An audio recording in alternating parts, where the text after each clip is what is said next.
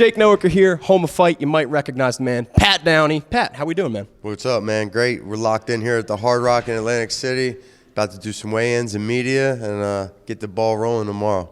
Big match, taking on Chris Weidman. A lot of people have heard of him, UFC legend. I mean, what are your thoughts on this match? Like, when you get a name like that, as big as that, does that really excite you? Yeah, it does. It does. It makes it a little easier to get up and train in the morning, too, because, you want to put on a good show and, you don't want to come out here and not perform against a guy like that. So similar to like the Rockhold match, similar accolades, similar age.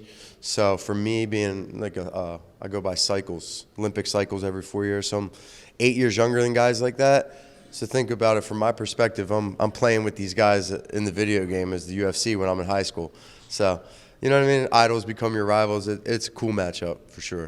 If you guys need to walk by, you totally can. Otherwise, keep filming. So this Chris Weidman match, man, like on paper, all-American wrestling all around for this one, in my opinion. Do you think the match goes down that way, or you think it's just going to be pulling guard? Like, what are we going to see? No, you're not going to see either of us pulling guard. I guarantee that. He's going to lock up. He's going to tie up.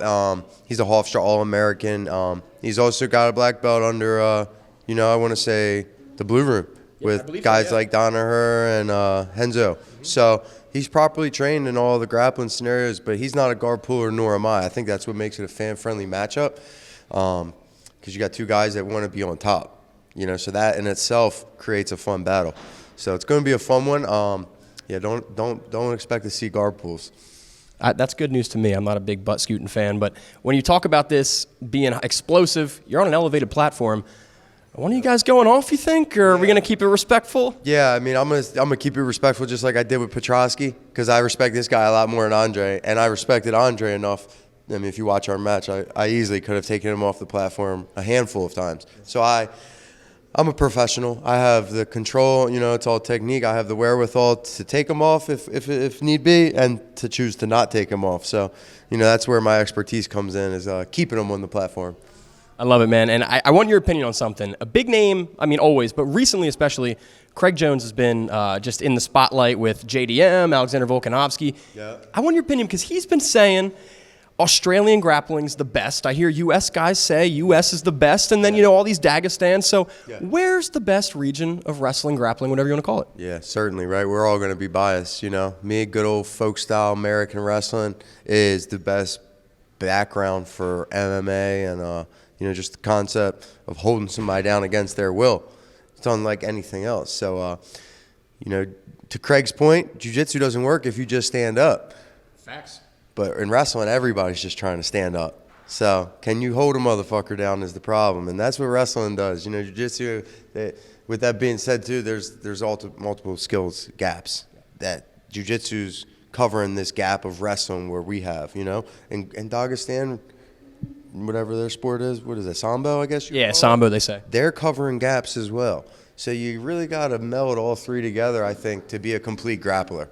I don't think there's any one supreme grappling style, in my opinion. But Craig's going to be Craig, man. All credit to him. He knows the shit. Well, the fans like to bicker about it regardless. Yeah. But just talking about this again, like, do you have a straight-up prediction for you and Weidman? Like, do you think a sub is found, or do you think, again, you guys got to go into overtime like you did with Petrosky? Yeah, I'm trying to avoid that. I don't want my wrestling to win me this match like it did with Andre, a takedown. You know what I mean? I would like my jiu-jitsu to showcase, and it's my first match as a purple belt, my purple set, and it'd be a satisfying victory if I didn't allow it to go to overtime. I want that submission victory.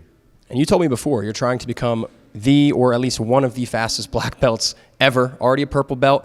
You think maybe with a quick, dominant sub, you can see a brown out of this? I don't know. I'm not ready for that yet. I don't think that earns me a brown belt. Honesty's good. I'm honestly just going to defer to all my coaches, the Brazilians that I've relocated my life to earn this brown belt and black belt. So whenever they feel I'm ready, I'll accept it. Two more. One, what's next? Any big comps after this? Like, what's on your radar? Yeah, man. It's a blessing to be busy. I head back to Florida for a few days. Me and my girl and my dog, we got a nice crib down there. And then I'm off to Arizona with Cejudo, corner and Kelvin, getting part of his camp. He's fighting Pfeiffer. That match fell through in Mexico City. So I was part of that camp. And then from there, I'm corner Phil Rowe June 14th in Atlanta, Georgia. And then I got a match against Deron Winn June 21st in Spokane. So it's a blessing to be busy and back in demand.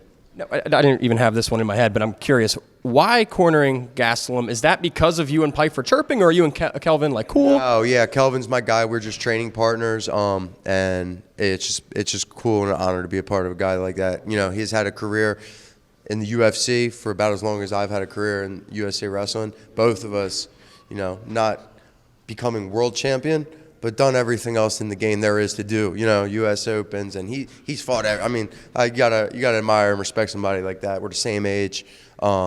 So yeah, it's a cool privilege, and like I said, man, it's an honor to be brought in.